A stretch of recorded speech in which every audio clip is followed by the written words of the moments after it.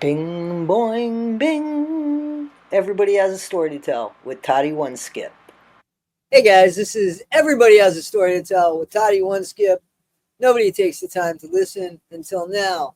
Guys, I want to talk to you about Ryan and how real Ryan is and how broken Ryan is and how pathetic Ryan looks through these FOIAs. You know, I wouldn't want every email or every thought in my head that I put down on paper to be gone over online, to be scrutinized. But when you fall for an inmate, there's always a chance that somebody's going to read your mail. Okay. Whether it's a deputy that finds it inside the cell, or whether it's just one of the ones that they just happen to go through, or that somebody pays and gets a FOIA for, Freedom of Information Act, tells us where somebody is at that point in time, what their thoughts are, what they're saying. It kind of gives us a picture, more or less, of who that person is.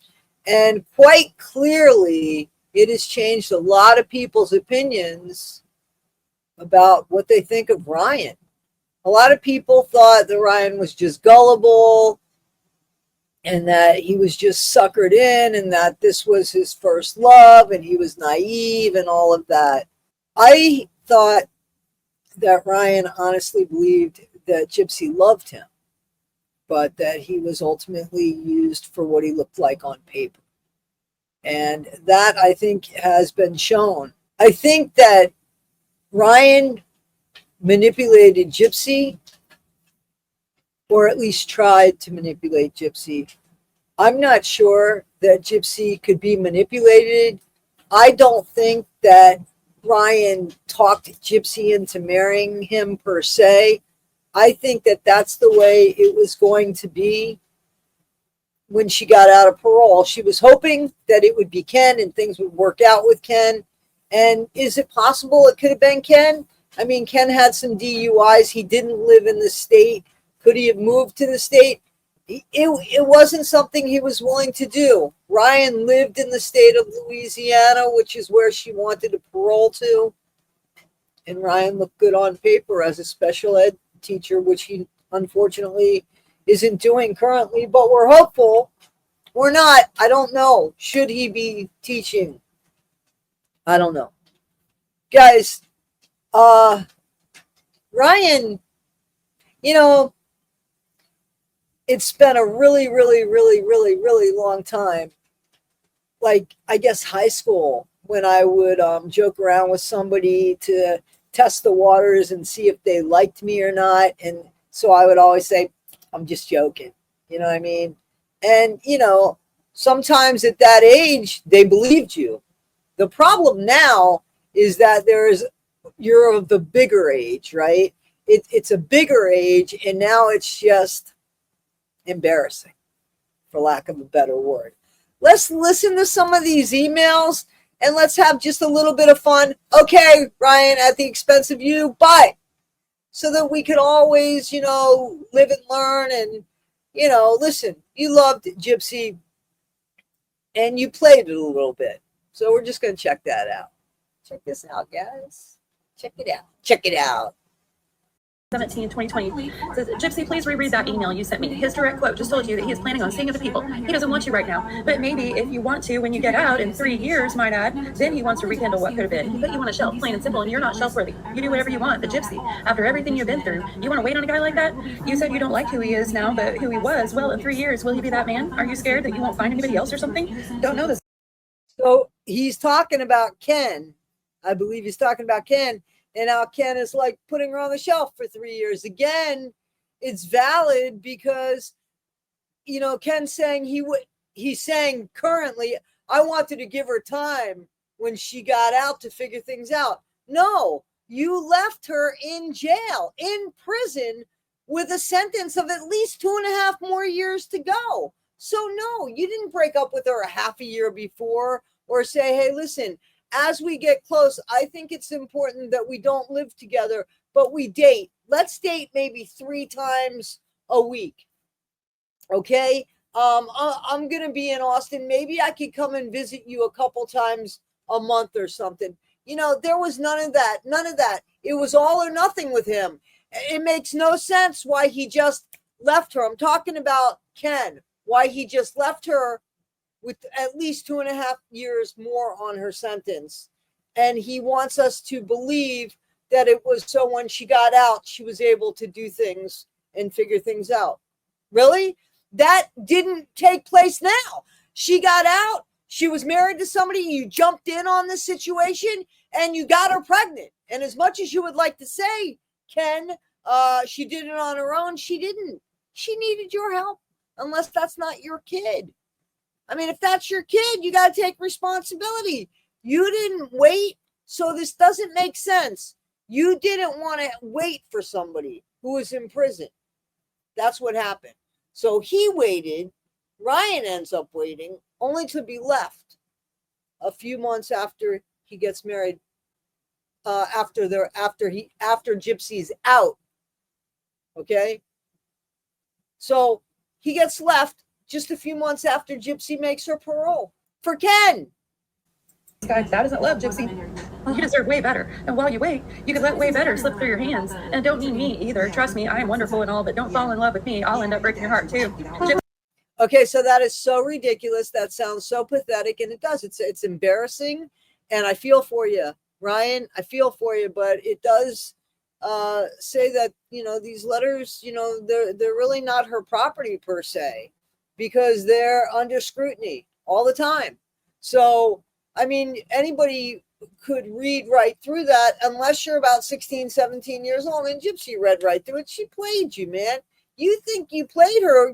Maybe your intention was to, don't fall in love with me. I'll break your heart. Come on, man. Come on, man. Like, you deserve the fairy tale ending. You are that amazing of a person and hate to see you waste your time on a maybe, which already broke your heart once. He is using you being in prison as a crutch, and I'm deeply concerned about your logic because as your friend, care. Anyways. So I don't know how objective Ryan can actually be here. It does make sense, again, that Ken just left her there, not for any other reason than to go on with his life, it appears, and to probably not be financially obligated or feel financially obligated. Ryan sees a way in here and he wants it, even if it means going to, trigger warning, bulimia again, because he will give her money. He will give her money and call himself an ex-slave. Put the S there, baby. Enough about that. Just know, I want you in my world in any capacity. Friend, bellhop, lover boy, boy toy, private shopper, teacher, pen. And here we go with green eggs and ham. Sam, I am. Yes, I am. Dr. Seuss. I will take you on the floor. I will take you through the door. I will take you in a hallway. I will take you through the small ways. Guys, you know what? Ryan is just saying, babe, I'll take you any which way you want me, and you could put me any which way you want me, and you could treat me any which way you want me. That's exactly what Ryan has put himself down to. Boyfriend number 2, sugar daddy, sex slave, or comedian. Is he going on and on and on with this list of who he's willing to be in her life? Will it ever end? Doesn't matter. I just want to make you smile because your smile is so... When am I going to hear that beautiful voice of yours again? Here. Okay, now we know it's totally delusional because the smile and the voice, this was before Gypsy's teeth were fixed. So there was a bunch of silver there. I'm not trying to make fun at all. Trust me, I don't have the greatest teeth. I've got, bridges myself. But the voice, I can't buy the voice. Unique smile, I could buy. Voice, now we know. You're sucking up. You laugh because if you talk to me, we will definitely laugh with each other. That amazing. I must remind you, I'm still waiting for my picture also, haha, and my visitation form. Just want a big ass burger, that's all. Just joking, haha. Haha, just joking, haha. I know you can't tell that I'm really not just joking because I'm telling you that I'm just joking. I know you can't see through the facade. Haha, haha. Oh my goodness. Yeah, crazy. That's, I wonder how far into their friendship this was. That was in May of 2020, and we know they started talking after Joe Exotics came out, and that was in March of 2020. 2 months. 2 months. I wonder how far his relationship would have gone with Joe Exotic. Oh. So not long. He was begging ASAP. Wow. That's insane. Yeah, begging. See, that's the problem. Like me, I'm like winning the jackpot in the lottery. I'm very handsome, sweet, caring, smart, understanding, nurturing, and sensible. Okay, so Ryan wants to make sure that Gypsy doesn't miss who he is at all. Like, here's the thing. You never have to tell somebody who you are. All you have to do is show somebody who you are. Ryan is trying to build a narrative around a personality that isn't matched, because if he had the confidence, he wouldn't have to keep reiterating it. And I'm only joking. I'm only joking. I'm joking. Let's take a poll. Haha. Just a couple more things, then we'll go to bed. Went car shopping today. I'm thinking of buying a Cadillac. Found one that is so fly. It's a Cadillac CTS. White. A caddy, baby. He wants to impress her. A Cadillac. A white Cadillac. A CTS. Fully loaded. I'm about to switch careers and want a luxury vehicle to drive, especially if I have to travel. I did I don't have a career right now, unfortunately, and now I have a Cadillac to pay for. Listen, guys, I have a Kona, a Hyundai Kona. I'm very happy with the Hyundai Kona. I don't think that I would enjoy a Cadillac, but it's nice that Ryan, was able to get the car that he wanted, and he does, like to appear flash, right? Like he does. He likes to appear flash, but he is, I think, a bigger slob than Gypsy. Gypsy is still a slob, but if you look at these videos that he puts out in his apartment, there's always some sort of mess. I can only imagine what his car looks like, but that doesn't matter because it's a Cadillac, a white Cadillac. Find out that I want to travel all over that new job, just around Louisiana. Probably going to buy it, have an idea on where I want my life. So see, like he's saying to her, I'm going to get myself a Cadillac.